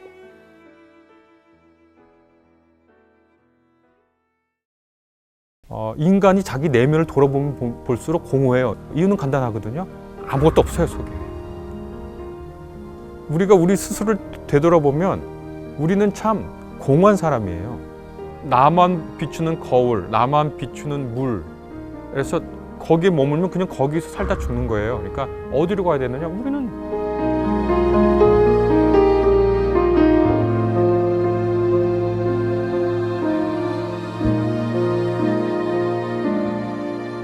나를 표현하는 동물 하나. 그래서 막 그거 사람들이 찾아가지고 나는 이거래. MBTI, 사주, 명리학, 정말 자기에 대한 관심이 큰 것 같아요. 그러면서 자기 자신을 잘 모르겠다는 거예요. 그러니까 나도 내 스스로에 대해서 수수께끼예요. 내가 내 스스로에 대해 미지의 세계예요. 요 두 가지가 늘 있습니다. 그러니까 심리학이나 뇌과학에서 자아에 대한 연구가 굉장히 많이 진행됐는데 뇌과학의 기본 전제라는 것은 자아라는 건 뭐냐면 결국 호르몬, 전기작용, 호르몬 작용 이런 물질적 결과의 산물이라는 거예요. 자아가. 그러니까 끊임없는 전기 신호의 일부로 나타난 게 자아라는 거예요.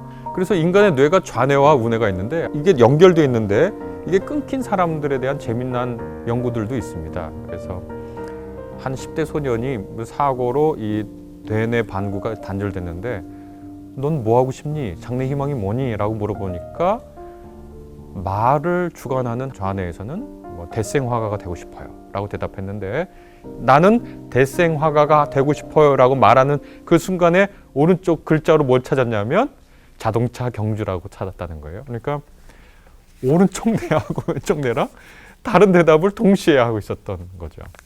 이런 거 보면 자아라는 거, 나라는 것이 굉장히 유동적이고 불확실한 것으로도 등장하잖아요. 나는 알고 남은 모르는 나, 나도 알고 남도 모르는 나, 다른 사람만 알고 나는 모르는 나, 나도 모르고 너도 모르는 나, 이렇게 네 가지 나가 있다고 이제 얘기를 하더라고요. 정말 그런 것 같아요. 그러니까 우리가 여러 도움을 받아서 나에 대한 탐구를 할 수 있겠죠. 그런데 성서를 가지고 과연 나를 알 수 있을까라고 질문했을 때는 몇 가지 전제를 달아야 될 것 같아요. 첫째, 성경은 심리학 서적이 아닙니다. 그러니까 심리학 서적처럼 너는 누구다라고 알려줄 리는 없어요. 두 번째, 성경은 사주나 명리학, 주역 같은 책처럼 어떤 패턴 속에서 나를 알려주지 않습니다. 그래서 어떤 분들은 나는 야곱형, 나는 뭐 바나바형, 나는 바울형이야. 그렇게 적절하지 않은 것 같아요. 그리고 마지막으로 성경은 기본적으로 나를 발견하라고 준 문서가 아니에요. 그러니까 성경을 쓴 근본 의도는 신약 성경에는 예수님이 누구인지 알려주시고 그분에 관한 소식이 기쁜 소식이라는 걸 알려주고 신구약 통틀어서는 하나님이 어떤 분인지를 알려주시고 인간이 누구인지를 알려주시고 하나님이 지으신 세계가 어떤 건지를 알려주시고 하나님과 인간과 그 세계가 만났을 때 일어나는 만남 이야기 그런 것들을 알려주려고 하는 것이지 어떤 한 개인의 실존, 한 개인의 내면을 알려주는데 그 초점이 있는 게 아닙니다. 그러니까 나를 알려고 성경을 읽는다. 그것은 직접적인 방식으로는 불가능하고 간접적인 방식으로는 가능할 것 같습니다. 그러면 간접적인 방식으로 나를 성찰해 볼 수 있는 거대한 거울이라고 얘기할 수 있을 것 같습니다. 인간이 누구인지를 알려주는데 첫 번째로는 인간의 위대함과 존엄과 영광을 알려줘요. 시편 8편에 보면 시편의 시를 쓴 분이 인간을 생각하면서 놀래요. 사람이 누구이기에? 그 왜 감탄하냐면 하나님께서 베풀어 주신 손수 만드신 저 하늘, 저 별과 달들을 그 위대한 것, 어마어마한 것을 보면서 자기 스스로를 돌아보니까 너무 보잘것없잖아요. 그 크기가 그리고 그 영속성이. 해는 예전부터 지금까지 쭉 거대한 힘과 크기로 있잖아요. 근데 나는 얼마 있다가 사라질 거잖아요. 그리고 굉장히 작잖아요. 그런데 하나님께서 인간이 무엇이길래 인간을 이렇게 사랑스러운 눈길로 봐주시는가? 너무 놀랍잖아요. 인간이 가진 위대함과 위엄과 존엄함을 성경은 비춰줍니다. 그거 진짜 놀라운 일이거든요. 반면에 성경은 또 인간이 가진 비참함과 그 보잘것없음을 얘기하거든요. 가장 상징적인 은유로 나타난 말이 뭐냐면 너는 흑이니 흙으로 돌아갈 것이다. 그 흙이란 말은 아다마라는 히브리어인데 가치 없는 것이라는 뜻이거든요. 사실 아다마라는 거. 바울이 아다마로 된 존재인 인간이 얼마나 악하고 무가치하고 정말 꼴보기 싫은 존재인지를 로마서 3장 10절에서 18절까지 쭉 얘기합니다. 뭐 의인은 없다, 한 사람도 없다, 깨닫는 사람도 없다, 하나님을 찾는 사람도 없다, 모두가 쓸모없게 되었다. 그러면서 선한 일을 하는 사람은 없다, 한 사람도 없다. 혀는 속이는 것이다. 입술에는 독이 가득하다. 그들의 눈에는 하나님을 두려워하는 빛도 없다. 이렇게 인간의 비참함을 또한 동시에 고발하거든요. 그러니까 우리가 이 거대한 거울, 아주 극단적인 두 거울 앞에 서 있습니다. 하나는 인간의 위엄과 존엄과 영광과 위대함을 밝혀주는 거울. 그리고 또 한 면에는 아담으로서의 인간, 곧 비참과 악독과 죄인, 악을 저지르는 결국 그래서 죽어 없어질 인간으로서의 이 두 극단의 모습을 우리가 보여줍니다. 그래서 저는 성경을 통해서 나를 아는 방법을 묻는다면 바로 이런 인간의 위대함과 인간의 초라함 사이에서 자아 성찰과 자아 배려를 하는 것이다. 인간의 위대함, 내가 위대하게 보이는 순간에는 내가 흙으로 돌아갈 수밖에 없는 존재라는 자아 성찰을 하는 것이고, 내가 너무 비참해 보일 때는 하나님께서 우리를 고운 눈길로 보신다는 자기 배려를 하는, 그를 역으로 돌리면 뭐냐면 어떤 사람이 위대해 보일 때는 그를 성찰하면서 그의 부끄러운 모습을 우리가 동시에 생각하면서 그를 우상화하지 말아야 되거든요. 예전에 고대 로마 시대에 개선 장군이 로마로 진입해 들어갈 때 그 개선 장군의 뒤에는 끊임없이 너는 죽을 인간이다, 너는 죽을 인간이다 그렇게 얘기해 줬대잖아요. 그 사람이 교만하지 않도록. 그러니까 누군가 위대한 사람이 있다 그러면 우리가 그를 보는 시선은 그 사람이 성찰할 수 있도록 돕고, 누군가 어떤 사람이 너무 비참한 상태에 빠져 있다고 하면 우리가 그를 배려하면서 그 사람의 가능성을 일깨워주는, 그러니까 자아 성찰과 자아 배려, 타인 성찰과 타인 배려를 통해서 건강하고 행복하고 기쁜 한 나를 찾는 여정 속에 그 사람을 놔두도록 성경은 우리를 도울 수 있다, 그렇게 생각을 합니다. 그 다음에 아까 우리 뇌과학이나 심리학이 우리에게 밝혀준 바는 뭐냐면 우리가 고정된 실체로 있지 않다는 거거든요. 실제로 생각하면 우리가 어렸을 때 우리가 얼마나 많이 달라졌어요. 우리의 자아도 달라지고요. 어떤 사람들은 인간은 안 변해 그러는데 그렇지는 않은 것 같아요. 사람이 나이를 먹으면서 경험을 하면서 공부를 해가면서 일정 정도 변해온 것 같아요. 최소한 저는 좀 많이 변한 것 같아요. 예전에 성마르고 아주 신경질적이고 이런 데에서 좀 더 여유로워진 것 같아요. 그나마. 그래서 우리가 우리 자신을 아는 지식이 어떤 목표 아래에 있는지, 결국 우리는 유동적인 우리라면 결국은 생성되는 나고 변해가는 나고 변할 수밖에 없는 나거든요.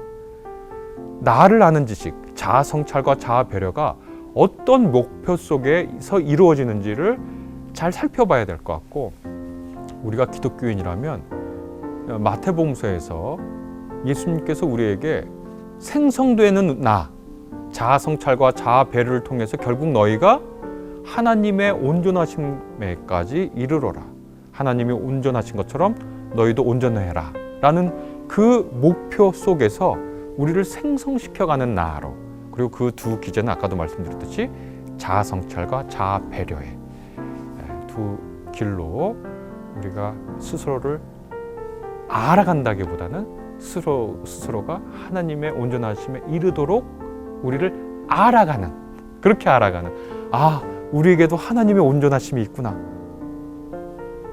를 알아가는, 그렇게 성경이 우리에게 얘기해 준다 말씀할 수 있습니다.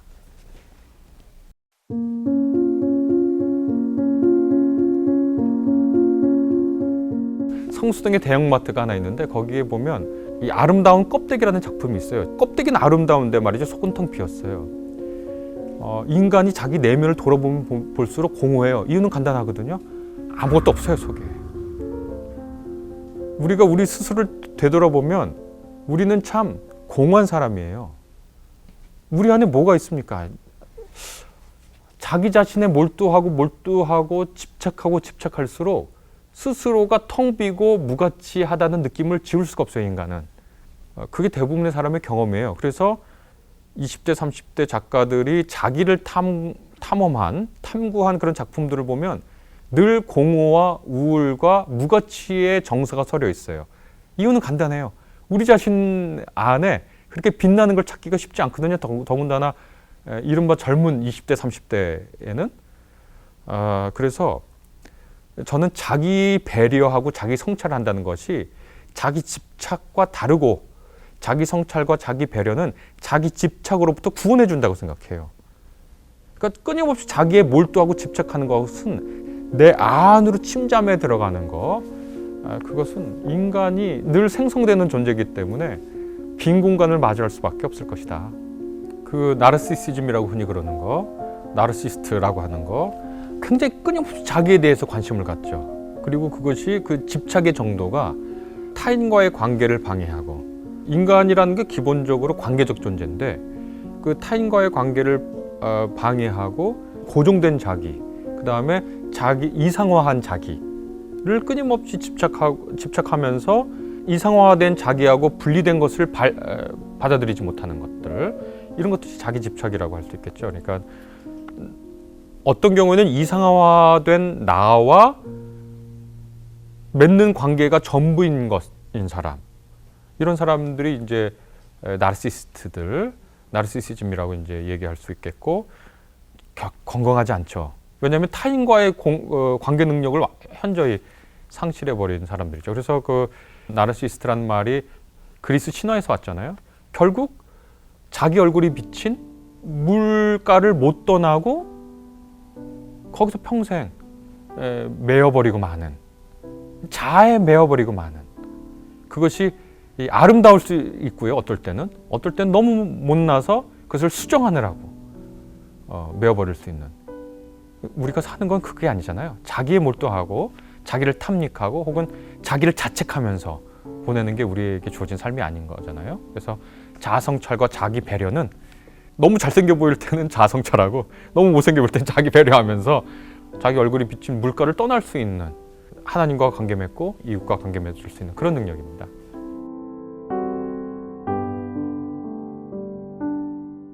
자기를 아는 것의 건강한 선은 하나님과 관계 맺는 나, 타인과 관계 맺는 나의 특성을 안다는 걸 뜻할 것 같아요. 그러니까 내가 어떤 집단, 어떤 공동체에 들어가서 생활해 보니까 나랑 쟤랑 다르고 쟤에 비해서 나는 어때요. 그러니까 쟤에 비해서 나는 어떻다는 건 사실 언제나 상대적인 기준이거든요.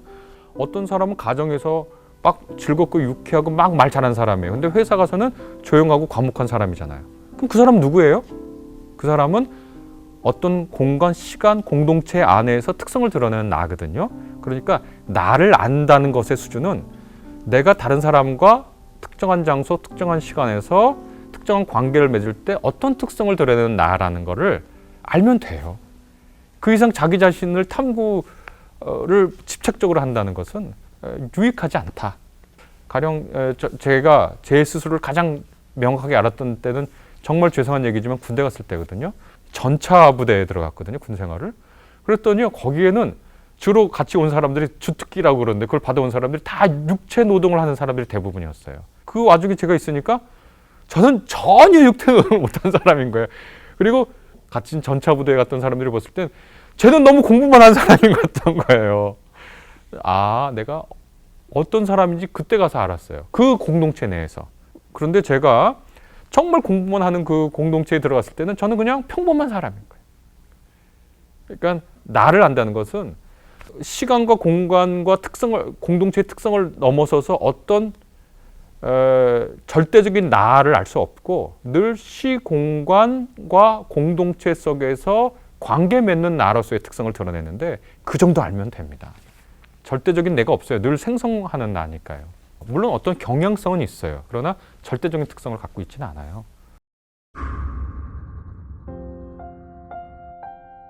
나만 비추는 거울, 나만 비추는 물. 그래서 거기에 머물면 그냥 거기서 살다 죽는 거예요. 그러니까 어디로 가야 되느냐? 우리는 사람을 만나고요. 사회 속에서 살고요. 우리가 속한 가정 속에서 살잖아요. 여러 다른 사람들과 만나는 공간이 있고요. 그 중에 하나 나를 만나는 골방이 있을 수도 있고 나를 만나는 어떤 거울 앞이 될 수도 있겠죠. 그러니까 관계성 속에서 나를 고독 속에 만나는 나, 가족 속에서 만나는 나, 친구들 사이에서 만나는 나, 직장 속에서 만나는 나로 스스로 변화되고 언제든지 적응할 수 있는 나로. 하나님도 여러 얼굴로 우리에게 나타나시고 그러니까 엘리야 같은 경우 보면 엘리야 하면 생각나는 게 불이잖아요. 바알과 아세라 선지자를 맞대결했는데 하늘로부터 불이 내려와서 확 불의 예언자인데, 그런데 엘리야가 그 사건 이후로 여전히 바뀌지 않자 광야로 도망가서 나 죽기를만을 바랄 때 하나님께서 큰 지진에도 불에도 나타나지 않으시고 세미한 음성 속에서 나타나시잖아요. 그러니까 하나님의 여러 얼굴들을 엘리야가 체험하잖아요. 예수님도 보면 어떨 때는 어린아이들 같이 아주 순진한 사람들을 받아들이시고, 죄인이라고 불렸던 사람들도 기꺼이 받아들이시고, 어떨 때는 그냥 거룩하게 살려고 노력했던 바리새인들을 막 엄청나게 엄한 얼굴을 꾸짖으시고 그러셨잖아요. 예수님과 하나님 모두 여러 얼굴을 가지고 계신데, 그것은 아주 그 적절한 순간에 적절한 얼굴을 갖고 계시는 거죠. 그러면서도 그게 다 따로따로 완전 개별적으로 있으면 그건 분열이죠. 분열입니다. 분열된 겁니다. 그런데 그 분열된 것이 아니라 다양하게 나타나는 얼굴 가운데 중심을 갖고 있는 것, 그 하나님의 온전하심이라고 하는데, 그걸 그리스어로 텔레이오스라고 하거든요. 텔로스, 그 온전하다는 거예요. 목적에 다다른 거, 둥근 원. 그렇습니다. 그러니까 그걸 뭐라고 얘기하냐면, 하나님께서 선인과 악인에게 모두 해를 비추시고 그들에게 모두 비를 내려주시는 그 측은지심의 마음, 잘한 사람들에게는 격려하시고 못한 사람들에게는 불쌍히 여기시는 그 마음, 편만한 그 마음, 여러 얼굴로 나타나시지만 그 심중에 있는 가장 근원적인 마음, 하나님의 마음, 그것을 가지라고 우리에게 말씀하시죠, 예수님께서. 우리가 시간과 장소와 공간에 따라서 공동체에 따라서 여러 얼굴을 띤 모습으로 나타나지만, 그 심중의 가장 깊은 곳에서는 하나님의 그 온전한 그 성품을 닮는 그런 사람들로 형성돼 가는 것이 적절하다.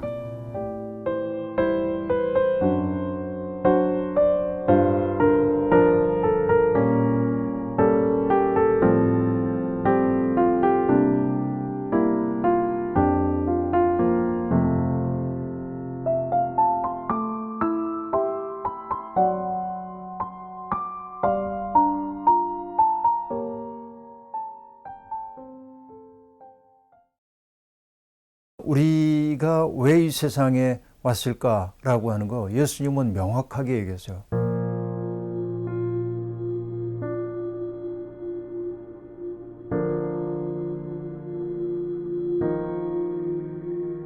그걸 찾아가는 게 인생이겠죠. 사실은 모든 인간은 존재론적 질문을 가지고 있어요. 내가 이런 얘기하면 사람들이 안 믿는데, 내 고향의 시골이거든요. 시골에서 살 때 아마 5살, 6살 그 무렵 기억인 것 같은데, 정확히는 모르겠지만은 비가 많이 내리거나 그러면 나가 놀 수가 없으니까 심심한 나는 혼자 가만히 있다가 뒷곁으로 난 덧문을 열거든요, 이렇게. 그럼 안방에서 뒷곁에 문을 열면 뭐냐면 장독대가 있고 추녀에서 이렇게 똑똑 떨어지는 이제 빗방울을 바라보는 거야. 지금 생각해도 어린 내가 왜 그런 생각을 했지 하는 생각이 드는데, 이런 생각을, 내 친구 이름이 중섭이었어요. 바로 옆집에 사는 친구 이름이. 나는 왜 중섭이가 아니고 나일까? 응? 만약에 내가 중섭이네 집에 태어났으면 나는 나처럼 생각할까? 중섭이처럼 생각할까? 이런 생각을 했거든요. 사람들이 애가 무슨 그런 생각을 해 하는데 나한테 너무 또렷하게 지속됐던 질문이에요. 그러니까 이 얘기는 뭐냐면, 모든 인간에게는 존재론적 질문이 있어. 나는 왜 없지 않고 있는가? 문득문득 그런 생각이 들거든요. 내가 이 세상에 있다는 게 낯설게 느껴질 때도 있어요.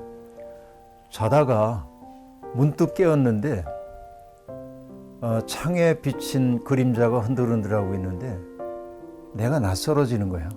그래서 나는 왜 없지 않고 있지? 답이 없잖아요.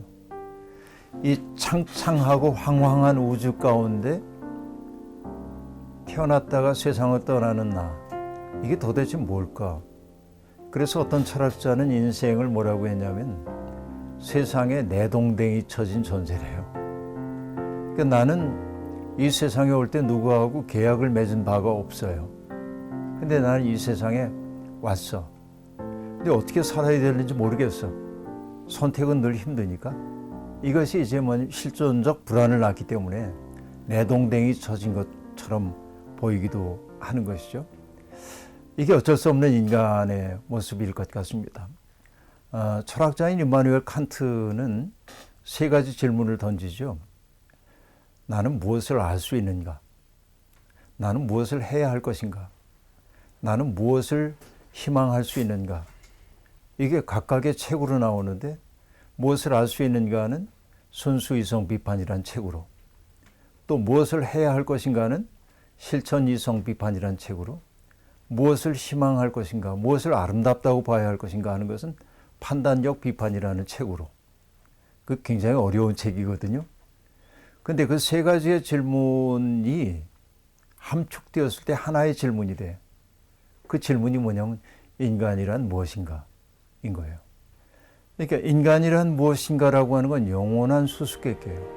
인간이 뭔지, 내가 이 세상에 왜 왔는지 그걸 누가 확연하게 대답할 수 있다고 한다면은 더 이상 묻지 않았겠죠. 그러나 그 질문을 모두가 거듭거듭 하고 있다는 얘기는 뭐냐면 인간은 자기 자신에 대한 수수께끼라고 하는 사실이에요. 그래서 소크라테스 철학자도 얘기하잖아요. 너 자신을 알라. 그 말은 뭐냐면 속되게 얘기해서 내 꼬라지를 알라는 얘기가 아니고 네가 무지하다는 사실을 알아라. 내가 안다라고 하는 게 사실은 알지 못하는 것이거든. 그런 얘기이죠. 이게 인간의 어쩔 수 없는 한계라고 볼 수 있어요. 근데 예수님은 우리에게 그렇게 얘기를 합니다. 당신 스스로가 나는 보냄을 받은 자다. 그렇게 말해요. 보냄을 받았다. 누구로부터? 하나님으로부터 보냄을 받아서. 하나님이 보내실 때는 뭔가를 하도록 요구하시잖아요. 그렇죠? 근데 예수님은 당신의 소명을 뭐로 봤냐면 양들로 하여금 생명을 얻고 또 얻어 풍성하게 하기 위해 왔다. 이게 예수님의 당신의 그 존재에 대한 천명이란 말이에요. 생명 그대로 한자어로 보면 살라고 하는 명령이잖아요. 근데 이것을 조금 달리 해석해 보면 명을 살아내는 것, 생명이 그렇다고 볼 수 있겠죠. 명하신 분은 하나님이에요. 우리 기독교 신앙인들은 그렇게 묻죠. 그럼 문제는 뭐냐면 무엇 명령하셨는지, 하나님이 내게 뭘 명령하셨는지. 뭔가 매뉴얼이 있으면 참 좋겠는데 없어. 매뉴얼이. 이게 인생이 내가 뭘 해야 되는지 모르겠어요. 근데 보면 살면서 우리가 찾아가는 거예요. 어릴 때부터 내가 뭘 좋아하고 내가 해야 할 일이 뭔지도 하게 되는 거고, 직업들이 있잖아요. 나는 지금 목사로 살고 있고 또 PD로 살고 있고, 그렇죠? 또 촬영 감독님으로 살고 있고 다양한 모습으로 살고 있어요. 그것은 내가 먹고 살기 위한 일이죠. 직업이죠. 그러나 기독교인들에게는 뭐냐면 소명이야. 직업이라고 하는 것은 하나님이 나에게 맡겨주신 일이라고 여겨야 하는 거죠. 이게 뭐냐면 거룩하게 살아내야 하는 일이라고 볼 수 있는 거예요. 그러니까 우리가 왜 이 세상에 왔을까라고 하는 거 예수님은 명확하게 얘기했어요. 나는 보냄을 받았다. 기독교인들도 그 예수님을 따라서 내 생명이 우연히 이 세상에 온 것이 아니라고 한다면 하나님이 내게 명을 주어 보내셨고, 그러니까 그 명이 무엇인지를 찾아가는 과정이 인생의 과정이 될 거고, 그리고 찾을 뿐만 아니라 순간순간마다 찾은 바를 명을 살아내는 것이 인생이어야 할 거다 하는 생각이 들거든요. 예수님은 명확했어요. 만나는 모든 사람들을 하나님이 내게 보내주신 사람으로 여기고, 그리고 그 사람들에게 당신을 선물로 주는 것을 하나님이 주신 명으로 여겼거든요. 우리가 예수를 믿는다고 하는 것은 바로 그 마음을 품고 사는 것을 의미할 겁니다. 그러면 가장 가까이 있는 사람들이 소중해요. 왜냐하면 그는 하나님이 내게 이끌어 주신 사람이니까. 그래서 그 사람에게 내가 뭘 얻어낼 수 있을까를 먼저 생각하기 전에 내가 저 사람에게 어떤 선물이 될 수 있을까 이런 고민을 하며 사는 게 인생을 살아가는 길이 아닐까 싶은데요. 물론이죠. 그건 물론이죠. 동양에서는 내가 이 세상에 온 것을 설명하기를 카르마, 업, 전생에 지었던 업에 따라서 내가 왔다고 얘기하잖아요. 우리는 그런 카르마를 믿는 사람들은 아니니까 하나님이 나를 분명히 보내셨다. 근데 질문 던져야 될 건 뭐냐면 그 보내셨을 때 하나님이 매뉴얼을 탁 만들어서 보낸 게 아니에요. 지금 내게 뭔가를 명하고 계시죠. 왜냐하면 하나님이 지금 내 속에 숨을 불어넣기 때문에 내가 살고 있거든요. 그러니까 살라는 명령을 지금도 받고 있는 거예요. 그러면 오늘 내가 이 자리에 있는 까닭이 뭘까를 물으며 사는 게 인생일 거다. 네, 그것은 주님이 우리에게 가르쳐 준 삶의 방식, 선물이 되는 방식이에요.